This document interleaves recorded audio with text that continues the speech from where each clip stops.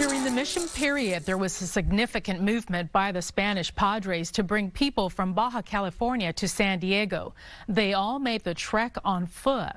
Those who stayed worked at the Presidio mission and at the Mission San Diego de Alcalá until the missions were dissolved by the Mexican government. For their services, the Spanish soldiers were awarded land in what is now Old Town, and the women would also own land too. There are some incredible stories about women during the mission and Mexican period in Alta and Baja California during the 16th and 17th centuries. Women in history that ultimately have ties to San Diego. Maria Amparo Ruiz was a teenager when she married Henry Stanton Burton, a Civil War general and national hero. The couple met when Burton and his troops invaded La Paz in Baja California. Maria Amparo and her family were living in La Paz at the time. Burton would later come to Alta California and settle in San Diego, taking an army post at Mission San Diego de Alcalá. But what happens is there's trade, commerce, power plays, power structures, the desire to grow, and the Anglo men wanted in on it, so to speak. They wanted to connect with the gente de la razón, it was called, the Spanish men who were very powerful and who were building land and commerce and so on. And the women were their way to enter into the picture. Mesa College professor Rita Sanchez teaches Chicana studies and is amazed at Maria Amparo Ruiz's life story. Maria Amparo Ruiz was born in 1832 and is part of a wealthy Spanish family in Baja California, owning vast portions of land both in Baja California and later in San Diego. Upon marriage, Maria Amparo and Burton travel throughout the United States as Burton takes on different military posts. The couple purchased Rancho Jamul just east of San Diego. They bought land here in San Diego, and then she left her land to go elsewhere with her husband, travel with her husband. When she came back, there were squatters on the land. And so what happened with Maria Amparo Ruiz is that she had to go to court to fight for the land that they had actually purchased. Maria Amparo Ruiz de Burton has a life filled with social and political obligations. She is believed to be the first Mexican-American woman to become an accomplished author, having written 2 books and a play, La Mancha de Don Quixote. The book, The Squatter and the Don, details a large part of her life and that of other Californios as they began to lose their lands to American settlers. After a 23-year-long legal battle, Maria Amparo never regained full control of her ranch. The government finally settles with her, but not until years after her death.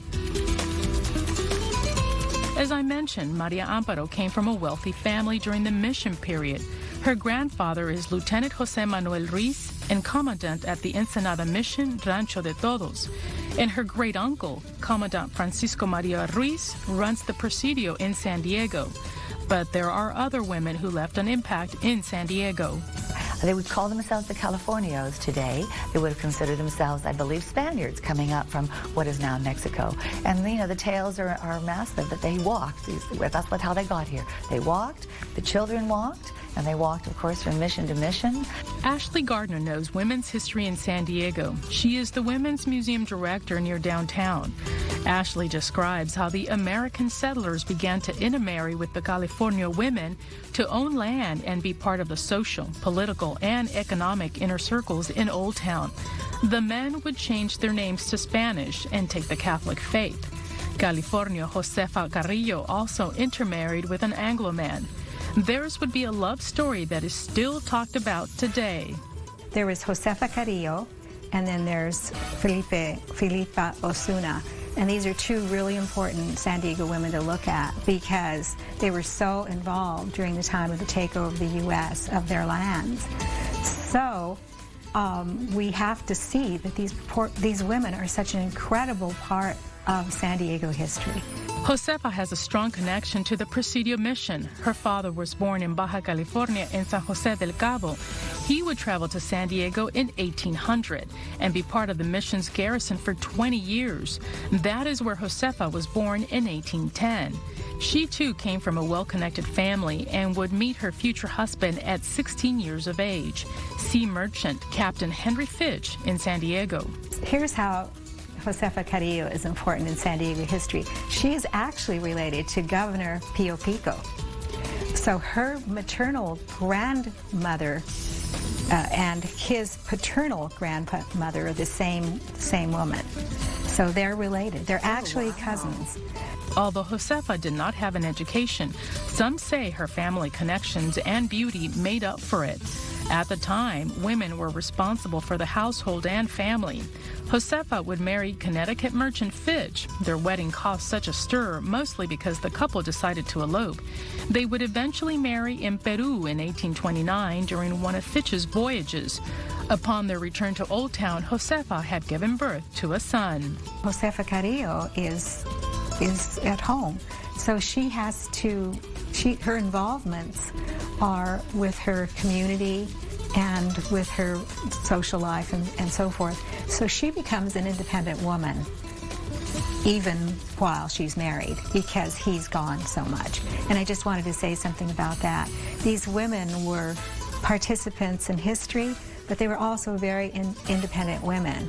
Fitch would become the first permanent American settler in San Diego, playing a key role in early California commerce. He would travel up and down California's coast, Mexico and Hawaii, trading goods, hide, and towels from the missions and ranchos. And so there was unions made between the California women and the British European soldiers, hopefully sometimes happily, maybe sometimes not. But what it did do, it did continue the culture, and it did, in many instances, not all. There are some sad stories, I'm sure, and that always happens in culture clash, where the women were able to retain some rights and perhaps hang on to some of their property. The couple would live in Old Town for 20 years and have 11 children. Fitch would open a general store in Old Town, the only store in 1845. It is believed Josefa ran the store as Fitch was away at sea much of the time. He would die in 1849 and was the last person buried at the Presidio. Josefa would live another 44 years and help document her family history. She died in 1893.